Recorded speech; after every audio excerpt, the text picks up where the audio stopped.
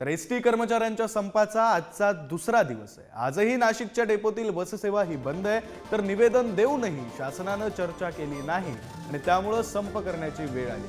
गणेश भक्तांना त्रास द्यायचा नाही अशी संप करणाऱ्या संघटनांचं म्हणणं आहे। तर सरकारने गणेश भक्तांसह एसटी कर्मचाऱ्यांना गोड बातमी द्यावी असे एसटी कर्मचारी म्हणतात। नाशिकच्या बस आगारातून आढावा घेतलाय आमचे प्रतिनिधी किरण ताजने यांनी। एसटी कर्मचाऱ्यांचा आजचा संपाचा दुसरा दिवस आहे। नाशिकच्या आगारातनं एकही बस बाहेर पडलेली नाहीये। मी सध्या नाशिकच्या एनडी पटेल रोडवर असलेल्या आगारामध्ये आहे। या ठिकाणी बसेस देखील काल सकाळपासूनच या ठिकाणी उभ्या आहेत। कुठलीही बस बाहेर पडलेली नाहीये। आज आमच्या आंदोलनाचा दुसरा दिवस आहे। कालही सरकारने आमची दखल घेतलेली नाहीये।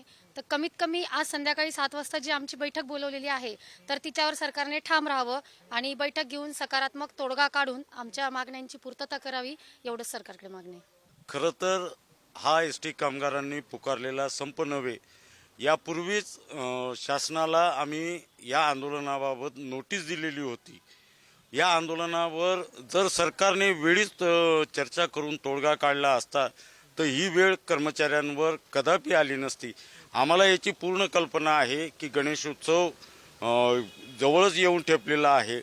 मुंबईतून कोकणात जाणारी अनेक लोक आहेत, पण त्यांचीही अडचण होऊ नये ही सुद्धा आमची प्रामाणिक इच्छा आहे।